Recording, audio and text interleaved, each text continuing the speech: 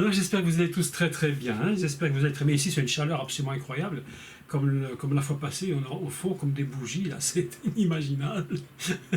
C'est un été extrêmement chaud, ça, comme ça, hein. Voilà, ici c'est au deuxième étage, il fait une chaleur pas croyable. Juste en dessous du toit, alors le soleil frappe le matin, et juste cette fenêtre-là, et l'après-midi, juste cette fenêtre-là, c'est insupportable.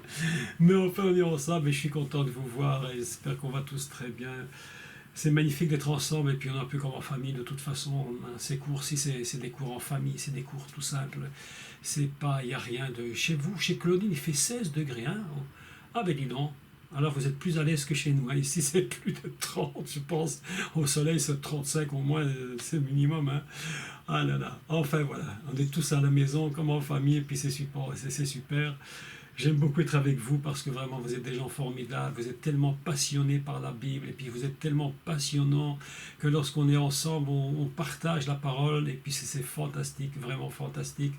Et vous êtes profondément dans mon cœur, je vous assure, vous êtes vraiment dans mon cœur, c'est magnifique d'être ensemble. Donc ce soir, nous allons terminer les 10 commandements, donc les 10 mises en garde, comme on l'a dit, redit et re-redit encore, les 10 mises en garde, donc on appelle ça les 10 bourgs, puisque c'est ainsi que Dieu va mettre l'homme en garde en lui disant « Fais attention, ne fais pas n'importe quoi, contrôle-toi ». Vous savez, les 10 commandements, c'est un principe du contrôle de chacun.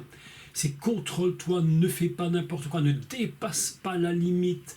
Dieu a dit, dès le commencement, la première chose que Dieu dit à la dame, c'est, il va lui dire plusieurs choses. La première qu'il va lui dire, c'est donc que je te bénis. La première chose, c'est qu'il le bénit, il lui donne une capacité. Mais lorsqu'il va bénir la dame, à un moment donné, je vous l'avais dit, qu'il va sortir de la dame. Il va sortir de la dame cette partie qu'on appelle la côte, mais qui en réalité signifie la limite. Donc l'être humain, en réalité, est construit sur un principe fondamental qui s'appelle la limite. Vous avez remarqué, évidemment, que les limites, dès le plus jeune âge, un enfant, il veut dépasser ses limites. Lorsque le père ou la mère lui disent « Non, c'est pas comme ça que tu fais » ou « Je t'interdis », immédiatement, la première chose qu'il fait, c'est de vouloir passer la limite. Pourquoi? Parce qu'il va tester ses parents. Donc, Dieu donne à son Adam une limite. La limite de l'Adam, c'est sa femme. La limite de la femme, c'est son mari. Et c'est très important de comprendre que l'être humain, fondamentalement, est créé sur le principe de la limite. C'est pourquoi cette limite a été donnée, parce que cette limite protège. S'il n'y avait pas de limite, il n'y aurait plus aucune protection. On s'est posé beaucoup de questions, pourquoi Dieu avait mis un arbre de la connaissance du bien et du mal. Alors en réalité, on se dit, mais s'il ne l'avait pas mis, ça aurait été beaucoup plus simple. En réalité, pas du tout. S'il n'avait pas mis cet arbre de la connaissance bien et mal, il n'y aurait pas eu l'interdiction de le manger. Vous voyez, le thème est extrêmement compliqué et complexe, c'est long à développer, mais s'il n'avait pas donné cet arbre et l'interdiction, ben, il n'y aurait pas de limite, et sans limite, eh bien l'être humain bascule dans des drames épouvantables. Donc, les 10 commandements qui sont donnés, les 10 limites, ce sont des systèmes que Dieu donne à l'humain afin qu'il ne dépasse pas ses limites, et il lui dit, voilà les choses que je te demande et celles que je te demande de ne pas faire. Donc, nous allons aujourd'hui lire les 2 dernières, très simplement, puis on fera un résumé de l'ensemble, et ce résumé donc clôturera l'ensemble de ce cours, pour l'instant, de toute façon, tout du moins, parce que dans les temps qui viendront, on aura l'opportunité de parler encore de tellement d'autres choses qui, probablement, et je le crois, viendront s'ajouter dans ces 10 commandements. Donc nous prenons le livre de Shemot, c'est-à-dire Exode. Hein, je rappelle à tous ceux qui prennent les cours en ligne que Shemot, c'est donc les noms. On a traduit le livre par Exode, mais ce n'est pas une bonne traduction. Je pense qu'on aurait mieux fait de garder les noms. Et au chapitre 20, Kaf, et au verset donc 16. Et je le lis avec vous en français, puis nous allons l'expliquer selon la pensée hébraïque, tout du moins en partie. Hein, d'accord. Donc 20, 16. Tu ne porteras point de faux témoignages contre ton prochain.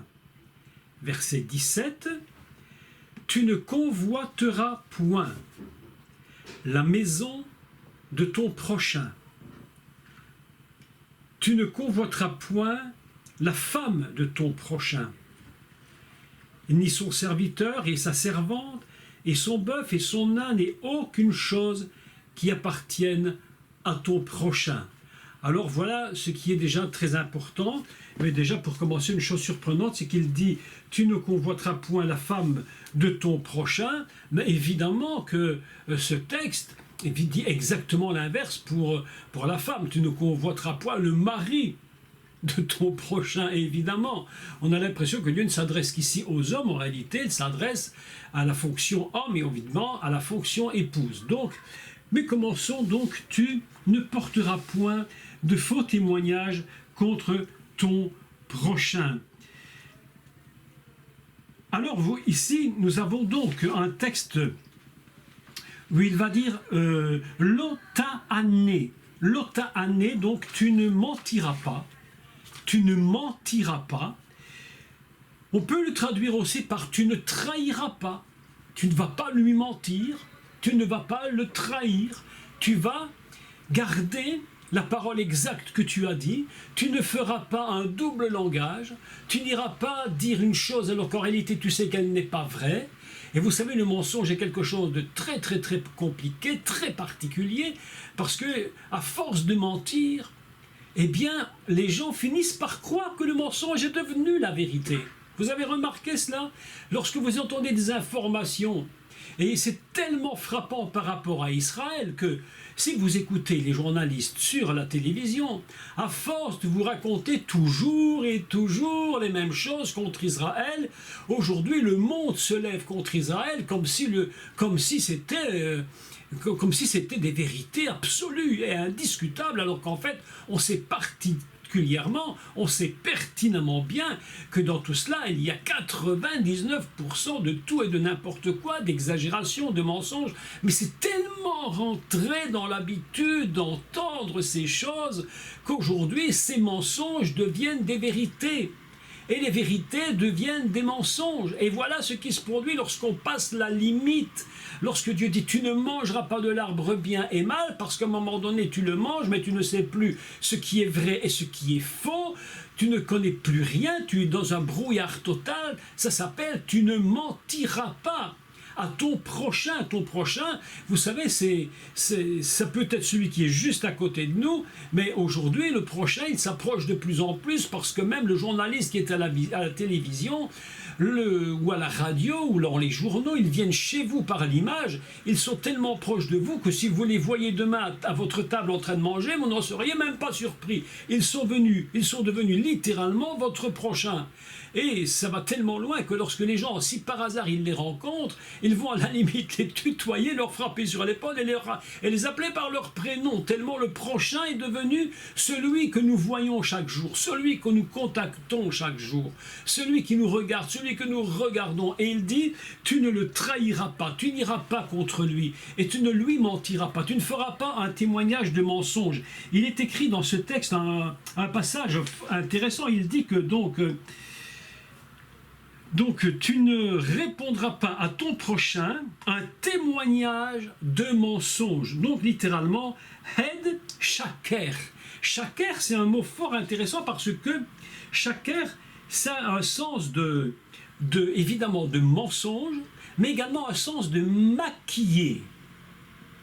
C'est comme si tu disais, tu n'iras pas vers ton prochain, tu ne lui mentiras pas avec un témoignage qui est un maquillage. Qu'est-ce que c'est un mensonge? C'est un maquillage. On te fait croire parce qu'on a enrobé, on a embelli parfois, on a tellement su tourner les mots et les phrases, les idées, que c'est devenu un véritable maquillage. Tu vois quelque chose, tu y crois, mais en réalité, si tu tires ce maquillage, tu trouves la vérité. Donc c'est pourquoi elle dit « Hed shaker », un témoignage de maquillage, un témoignage de mensonge, quelque chose qui n'est évidemment pas vrai. Tout ça pourquoi? Pour obtenir de lui quelque chose que tu ne dois pas avoir, parce que tu veux recevoir des choses qu'en réalité tu ne peux pas recevoir, qui ne te sont pas permises. C'est pourquoi vous avez constaté que dans toutes ces 10 paroles, eh bien en réalité il y a un lien qui est, j'allais dire, c'est comme liés tous ensemble. Les 10 paroles sont liées ensemble. Et lorsque tu convoites, lorsque tu mens, lorsque tu tues, tout ça va s'enchaîner l'un dans l'autre à cause d'une convoitise, à cause d'un mensonge, parce que tu veux prendre ce qui n'est pas à toi. Ça peut aller jusqu'au meurtre. Vous voyez que les 10 paroles, elles sont tellement claires. Où il dit, celui qui transgresse un seul commandement est coupable de tous les autres. Parfois, quelqu'un dit, ah mais moi, vous connaissez cette phrase extrêmement habituelle, ah mais moi, je suis pas un mauvais gars, hein, je suis pas une mauvaise femme, pas un mauvais homme. Voilà, moi j'ai pas tué, j'ai pas volé, bon, ok, tu n'as pas tué, tu n'as pas volé, c'est vrai. Très probablement, la majorité des gens n'ont pas tué, évidemment. Mais néanmoins, le seul transgression sur un de ces 10 commandements nous rend coupables de tous les autres. Et c'est là que c'est extrêmement compliqué de le faire comprendre aux gens. Ils ont de la peine de saisir que lorsqu'ils transgressent un commandement, c'est l'ensemble que l'on transgresse, de tous les commandements. Il y a une petite expression que vous connaissez, je ne sais pas, sur 10 en France, ou en Suisse, ou que sais-je, au Canada, je ne sais pas, ou à la Guadeloupe, mais en Belgique, on dit celui qui vole un œuf vole un bœuf. Celui qui vole un œuf vole un bœuf, c'est-à-dire c'est l'enchaînement. Aujourd'hui tu voles un bœuf, demain un œuf, demain tu en voleras peut-être 2, et puis tu vas voler la poule. La poule, pourquoi pas la poule, et puis le coq, et puis tu vas voler la basse-cour, et pour finir tu vas arriver dans l'étable et tu prendras le bœuf. Pourquoi? Parce que c'est un enchaînement. Les 10 commandements, c'est un enchaînement.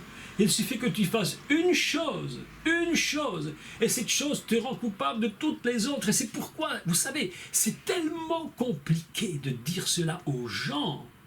C'est tellement difficile de leur dire cela, parce qu'ils ont l'impression qu'ils ne sont pas mauvais, parce qu'ils n'ont pas fait ceci, ils n'ont pas fait de choses extrêmement graves.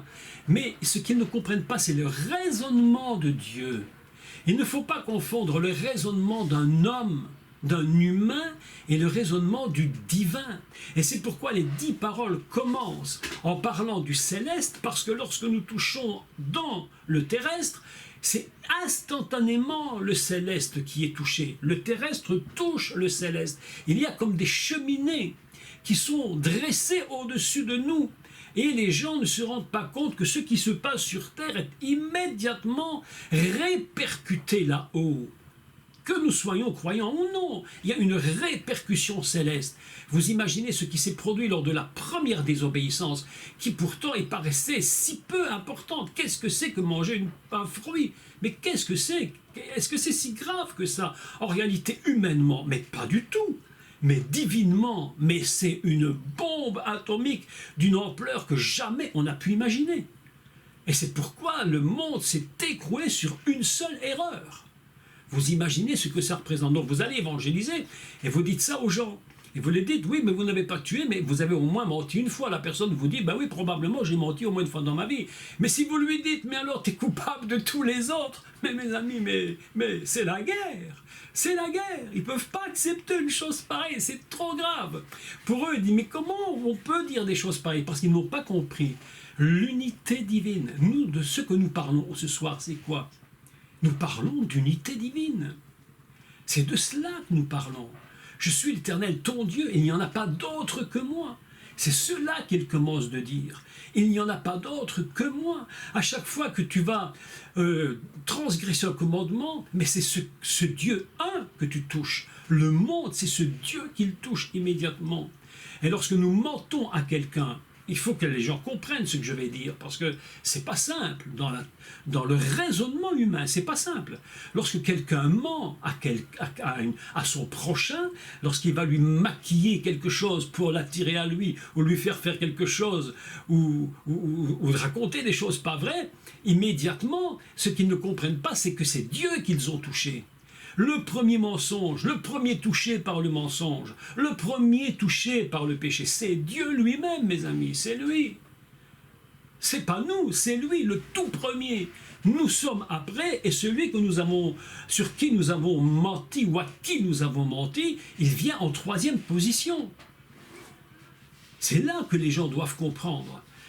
Une dame chrétienne me disait, il y a déjà des années, « Oh, mais Dieu ne m'en voudra pas, j'ai fait un petit péché, un petit mensonge de rien du tout. » C'est pas grave du tout. Mais ils ne se rendent pas compte ce que ça représente au niveau céleste.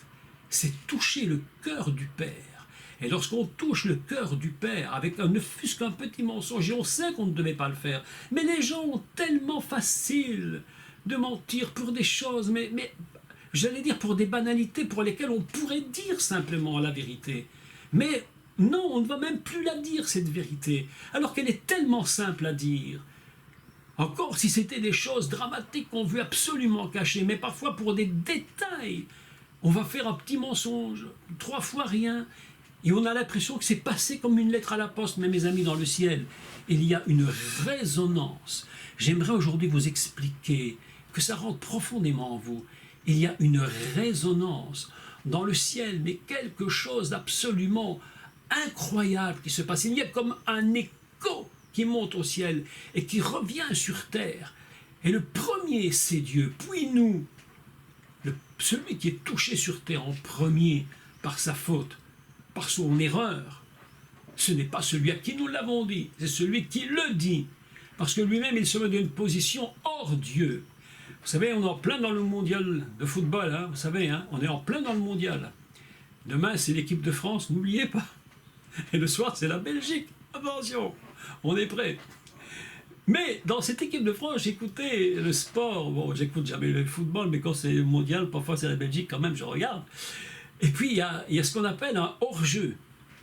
Il y a un système hors-jeu. Tu sors du système, tu ne peux pas sortir de l'équipe. Et si tu sors, que tu vas tout seul, tu es hors-jeu, tu perds. Même si tu mets un goal, même si tu remets la balle dans le filet, tu as perdu.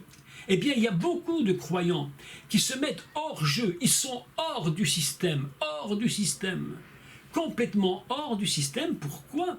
Mais simplement parce qu'ils préfèrent maquiller, ne fût-ce qu'une petite chose, et faire croire que c'est la vérité. Voilà le grand problème. Tu ne feras, donc il est écrit, tu ne porteras point de faux témoignages, tu n'iras pas contre ton prochain, tu ne lui mentiras pas, et tu ne feras pas un maquillage pour faire passer ce mensonge comme étant une vérité. Alors ça, nous devons tous l'apprendre, nous devons tous apprendre cette leçon dans les moindres détails de nos vies, et nous devons nous maîtriser. Il y a une chose en tout cas qui est très importante à retenir parmi les 10 commandements, c'est qu'il y a un fruit de l'esprit qui fonctionne avec les 10 commandements et qui est très important. Vous savez, ce fruit de l'esprit, je pense, c'est le plus important, un des plus difficiles, dirais-je, c'est la maîtrise de soi. Se maîtriser est extrêmement compliqué. Extrêmement compliqué. Vous vous rappelez la semaine passée ce que je vous ai dit, qu'il y avait une langue, que la mort et la vie étaient au pouvoir de la langue. En réalité, c'est la mort et la vie sont dans la main, Beyad.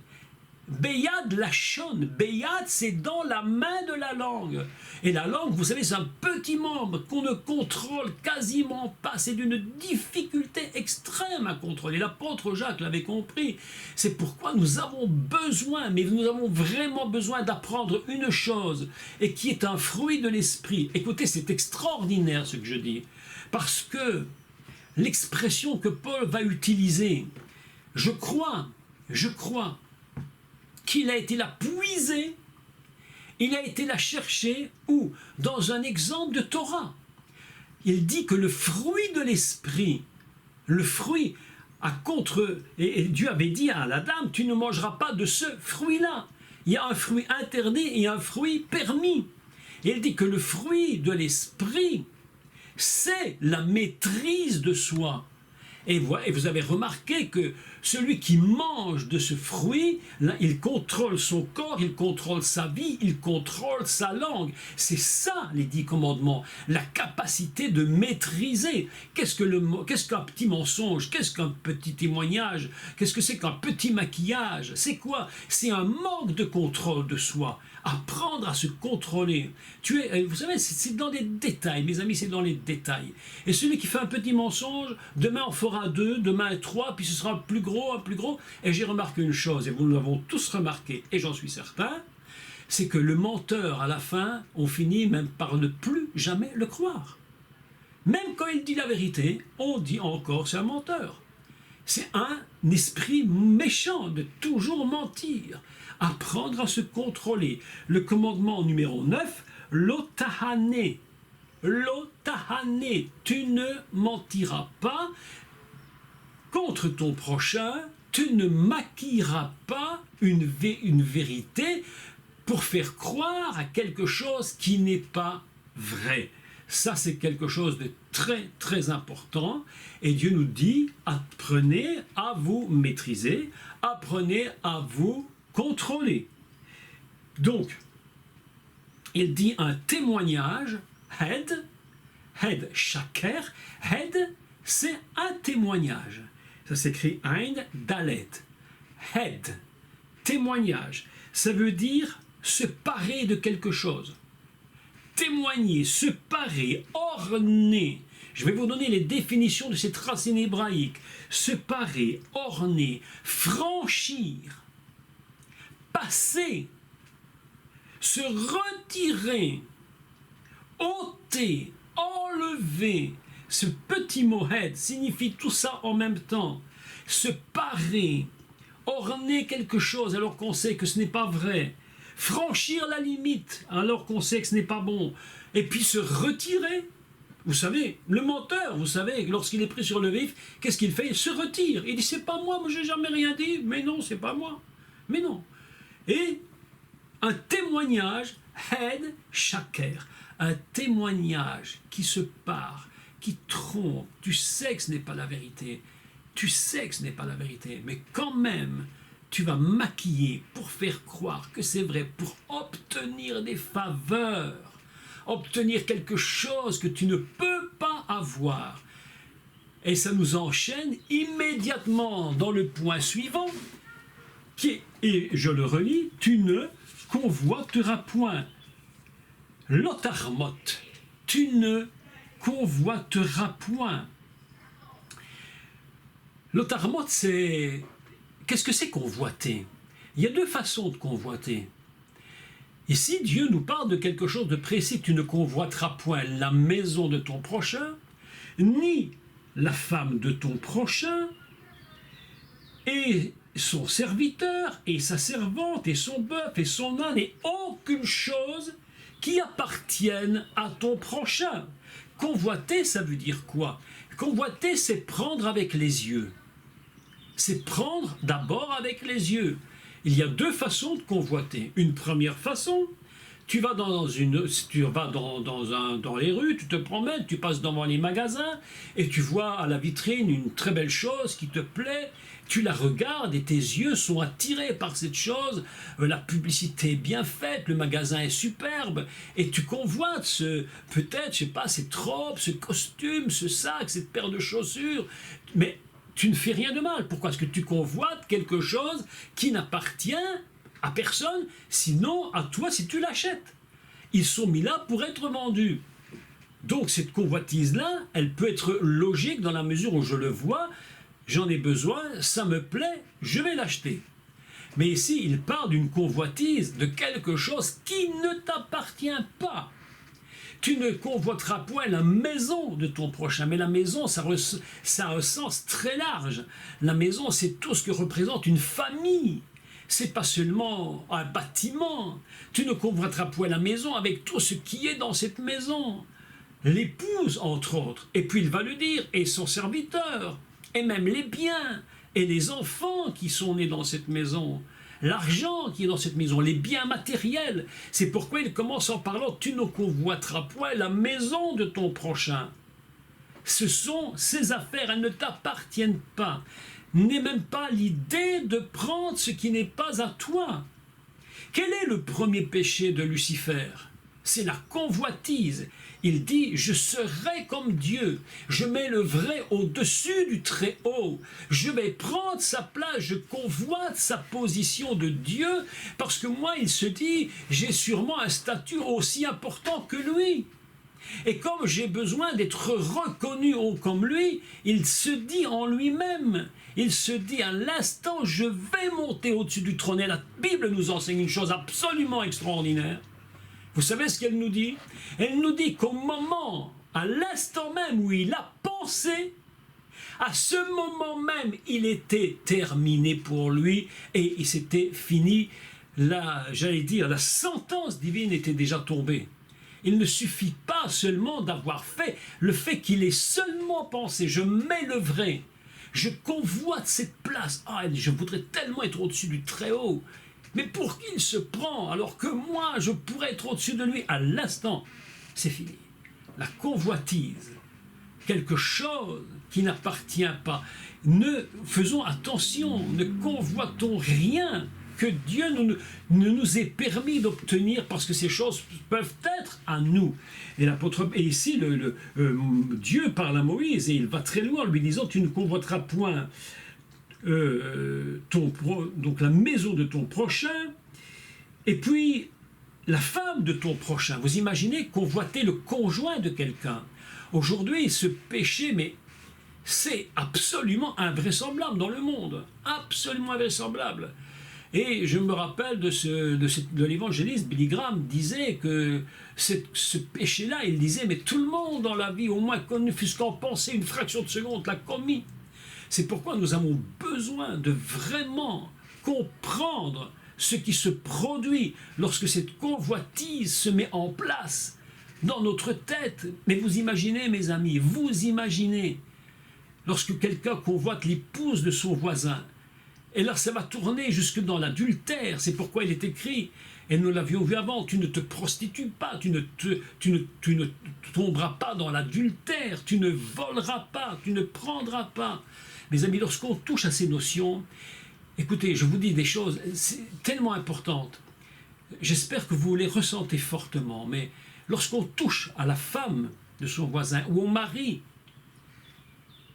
de la voisine, en réalité, on est en train de casser, mais un principe divin absolument fondamental qui s'appelle le mari, l'épouse, le père, la mère. Le féminin et le masculin, qui représentent sur cette terre le divin. C'est une notion extrêmement compliquée à expliquer et à comprendre, que le niveau féminin et masculin sur cette terre, ils ne sont qu'une image, un reflet, simplement un reflet de ce qui est représenté au niveau divin. Et lorsqu'il y a convoitise du voisin, de la femme du voisin ou du mari de la voisine, lorsqu'il y a convoitise, mes amis, en réalité, c'est le divin, la représentation du divin qui est en train d'être cassée sur cette terre. C'est pas seulement un couple qui se brise, c'est la représentation fondamentale de Dieu que l'on touche. C'est pourquoi c'est à un tel niveau. Vous savez, Dieu avait dit à Moshe de prendre 2 tables de pierre. Et puis je paraphrase, il va dire, mais c'est moi-même, Dieu, qui vais graver de mon doigt dans cette pierre les 10 paroles. Je ne te permets même pas, toi, de les écrire. Parce que vous savez, Dieu aurait pu dire à Moïse, bon, écoute, je te donne les paroles, et puis tu les graves, et puis tu les fais toi-même. Ben, pourquoi pas, tout compte fait. Mais Dieu dit, non, je ne te permets même pas avec ton doigt, avec un burin, avec ce que tu veux, je ne te permets même pas de les écrire. Elles m'appartiennent, c'est moi-même qui vais les écrire. Pourquoi? Parce que ces 10 paroles, c'est la nature fondamentale de Dieu, c'est l'essence divine, construite par Dieu lui-même, inscrite par Dieu lui-même. Et je ne le dirai jamais assez, chaque péché, chaque transgression de la loi, eh bien, elle touche immédiatement Dieu. Pourquoi? Parce que c'est lui-même qui a écrit ces paroles. Personne n'est intervenu. Il n'y a pas eu aucun intermédiaire.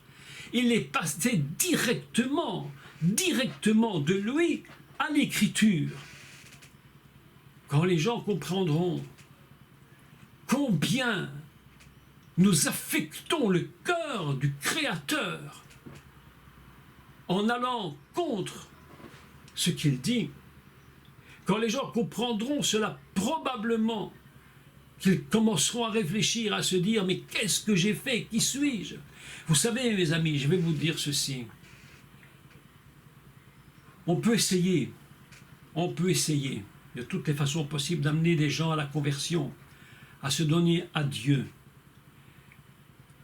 Mais vous savez, on n'y arrive pas.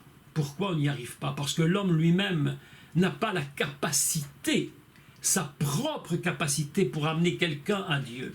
C'est pourquoi la Bible nous enseigne, c'est le Mashiach Yeshua qui parle, que dit-il? Il dit c'est le Saint-Esprit qui convaincra. Quoi? De la transgression du péché, c'est-à-dire d'avoir été contre sa loi. C'est-à-dire que ce n'est que le Saint-Esprit qui peut véritablement révéler à quelqu'un ce qu'il est. L'homme tout seul, la nature humaine, n'y arrive pas. On essaie aujourd'hui d'amener des gens au Seigneur. On essaie de leur parler.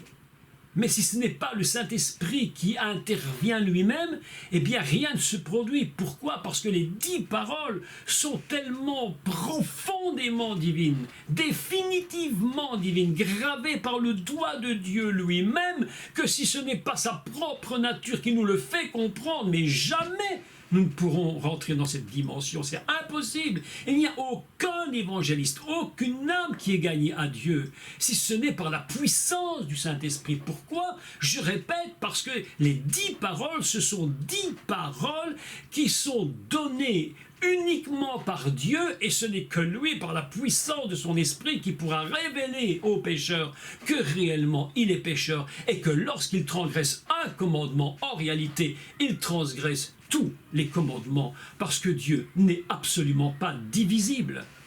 Les 10 paroles ne pouvaient pas être écrites une partie par Dieu, une partie par Moshe. Ce n'était pas possible.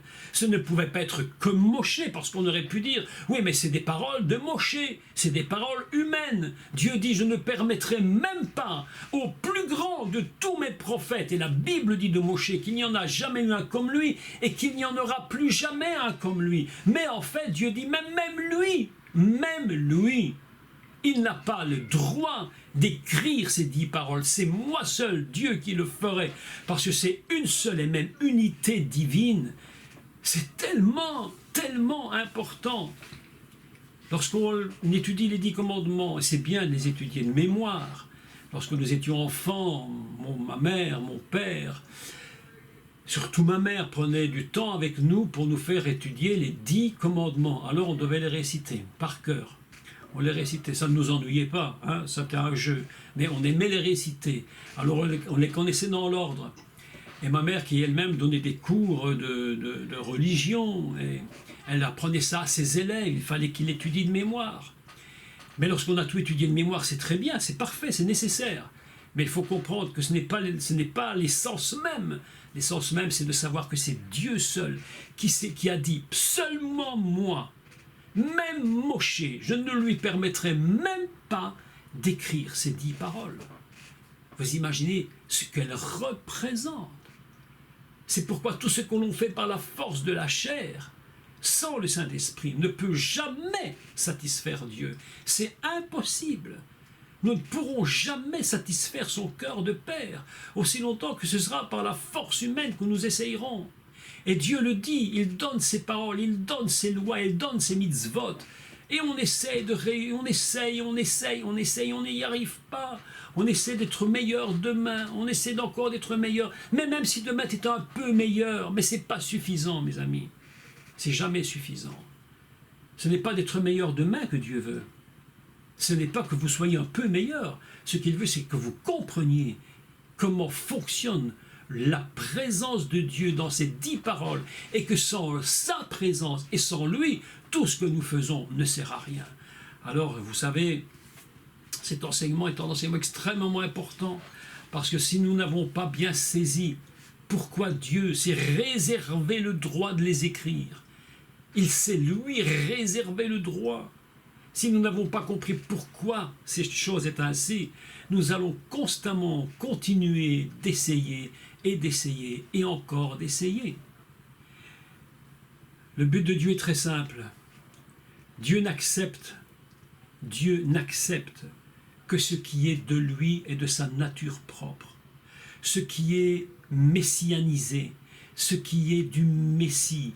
Tout à l'heure, je ne sais plus, c'était hier, je ne sais plus, enfin, j'étais en voiture, je roulais, je réfléchissais, je pensais, et je me ressouvenais d'un enseignement que j'avais donné il y a quelques années. Et j'avais dit une chose qui était très controversée, très difficile à comprendre. J'avais dit, vous savez, même votre sacrifice de votre vie, même pour Dieu, n'a aucune valeur. Ce n'est rien du tout. Alors évidemment, quand j'ai dit ça, les questions sont venues. Mais comment j'ai fait tout pour lui, j'ai donné ma vie pour lui. Je dis, oui, mais votre sacrifice tout seul à vous n'a aucune valeur pour Dieu. Le seul sacrifice que Dieu reçoit, c'est celui du Messie. Et si il accepte votre sacrifice, ce n'est pas parce que c'est votre sacrifice, c'est parce que c'est votre sacrifice qui est inclus dans celui du Messie.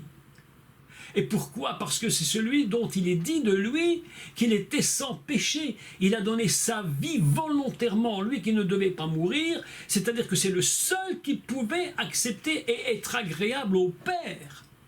C'est lui, lorsqu'il meurt sur la croix, que Dieu reçoit comme sacrifice. Mais le sacrifice d'un homme, aussi grand soit-il, n'a aucune valeur de salut.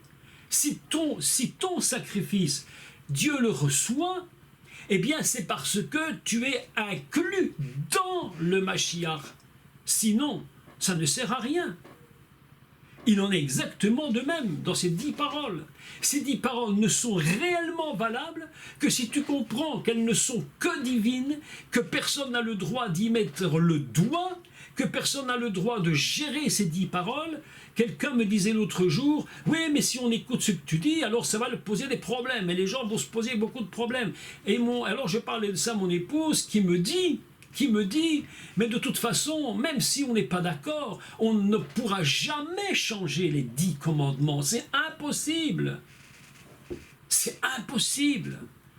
Les 10 paroles, mes amis, c'est divin. C'est pourquoi il a dit « Vaidaber Elohim et kol hadevarim » ainsi pas, il a dit, l'Éternel, toutes ces paroles, c'est lui qui les a dites. C'était pas utile d'écrire ce texte si c'était humain, mais c'est absolument indispensable de l'écrire parce que c'est totalement divin. Vaidaber, il a dit Elohim, le Créateur, et kol hadevarim, toutes les paroles, toutes ces paroles, il les a dites. Il n'en manque pas une, il n'en a pas une en moins, pas une en trop. Vous imaginez que 10 sont suffisantes. 10 sont suffisantes. Et Dieu dit, ça me suffit, parce que 10 c'est moi. 10 c'est Dieu, le Créateur, mes amis. Je voudrais une chose, avant de terminer et de clôturer, vous dire ceci. N'oubliez jamais que les 10 paroles, c'est la nature divine dans la totalité. Il est dans ces 10 paroles, elles sont lui-même. Lorsque Dieu parle, c'est toute son essence divine qui se manifeste.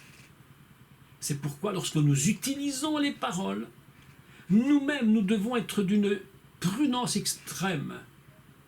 Lorsque nous disons Dieu a dit, nous devons être d'une prudence extrême. Vous imaginez ce que ça veut dire Dieu a dit.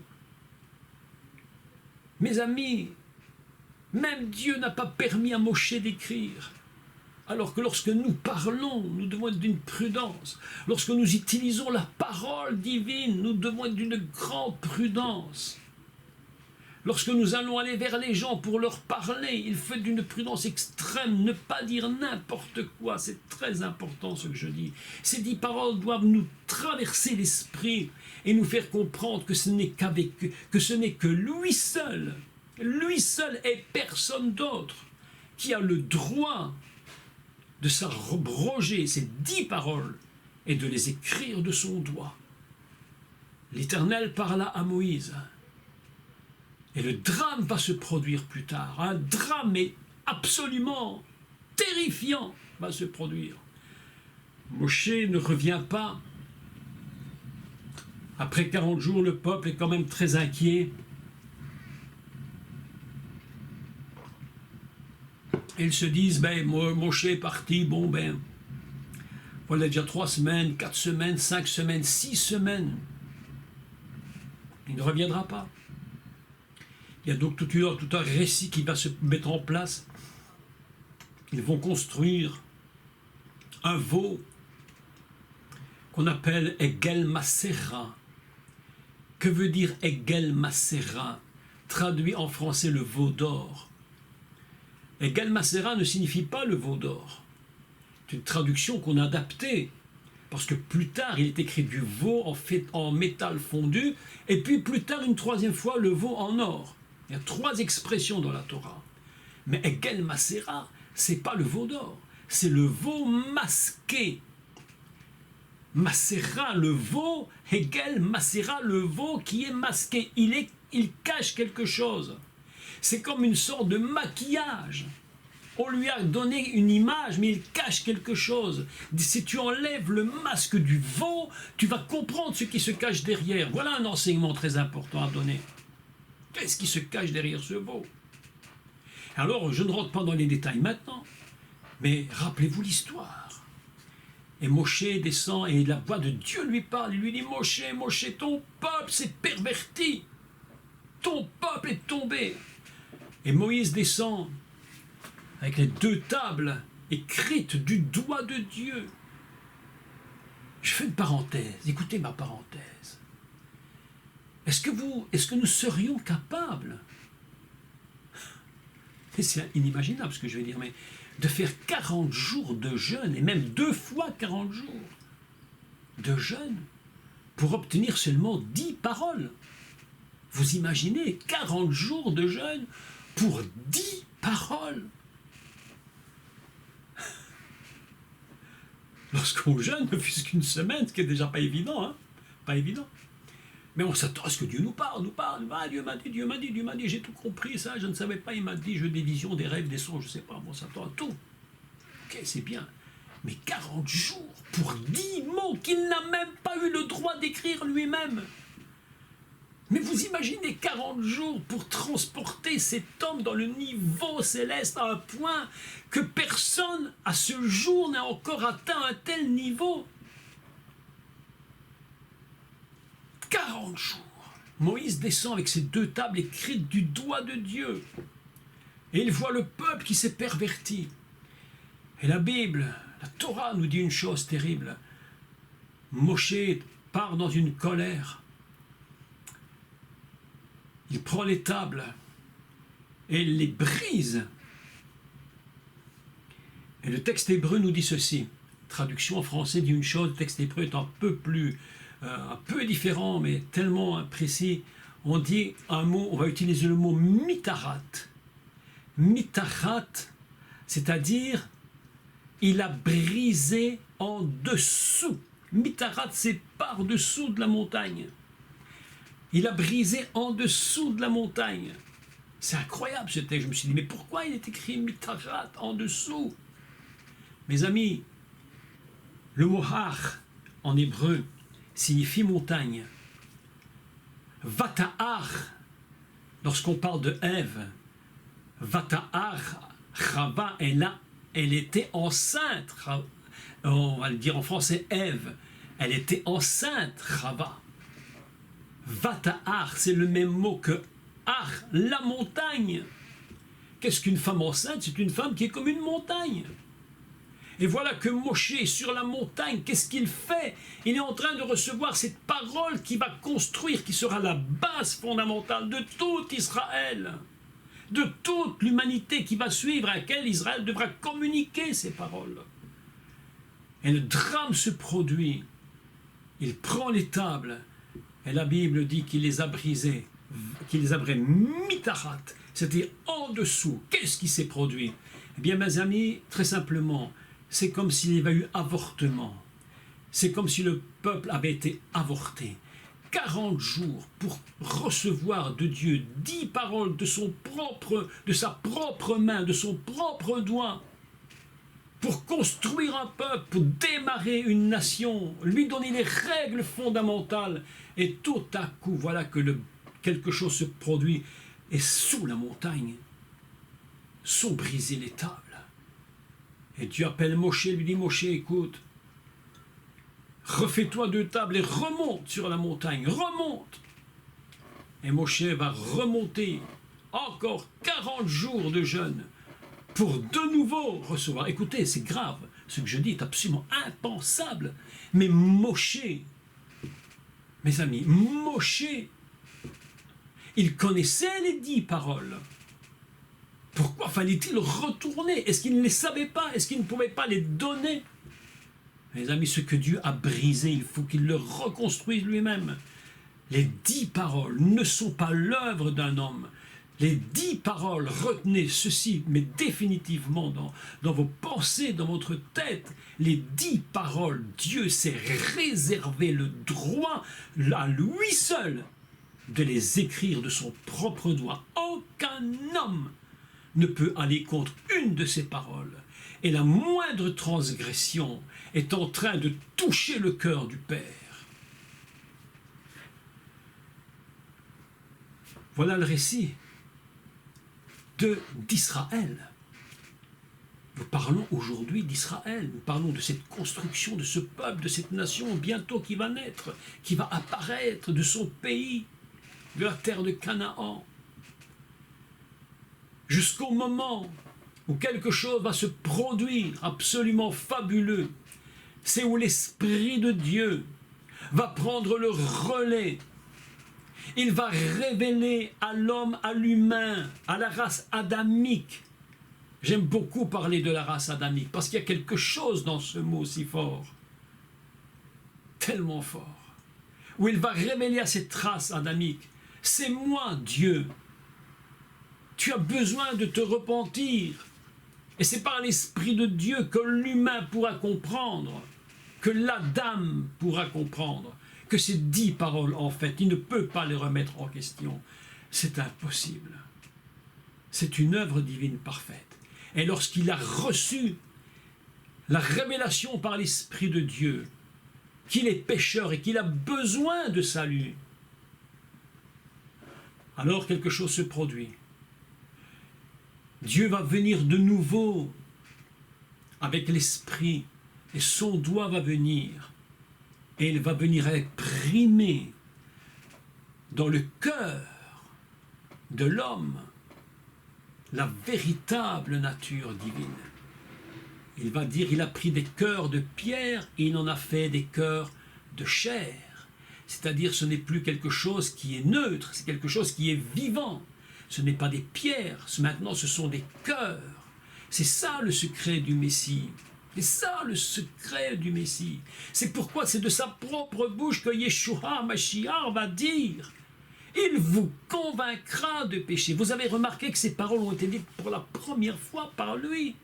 Lorsqu'il était sur terre, aucun disciple ne l'a dit. C'est le Mashiach lui-même qui l'a dit. Parce qu'il sait très bien que c'est de là que tout va partir.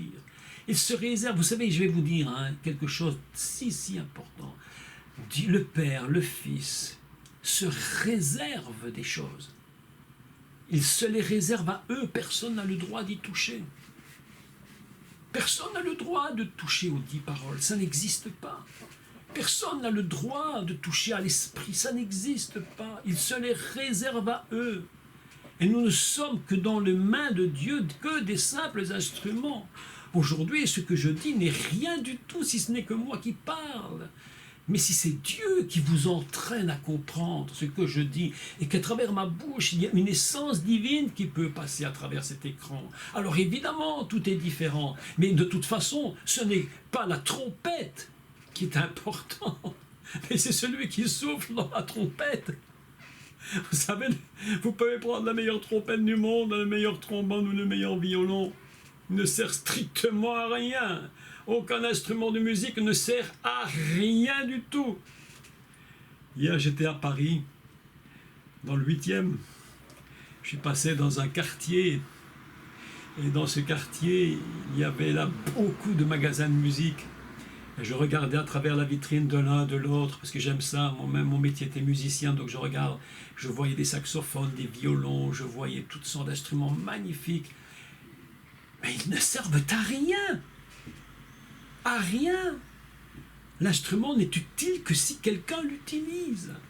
C'est pourquoi la Bible nous dit, nous sommes des serviteurs qui ne servons à rien si nous ne sommes pas utilisés. Ce que vous dites, ce que je dis n'est rien si nous ne sommes pas utilisés par l'Esprit pour parler. Aujourd'hui, l'Esprit parle, mais ce n'est que lui. Moi, je parle en français, d'autres devront dire la même chose en anglais, en chinois, je ne sais pas. Il est le seul qui se réserve la totalité des 10 paroles.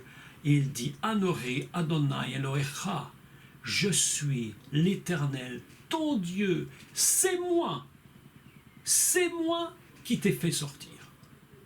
C'est personne d'autre. C'est moi seul. Aucun mérite.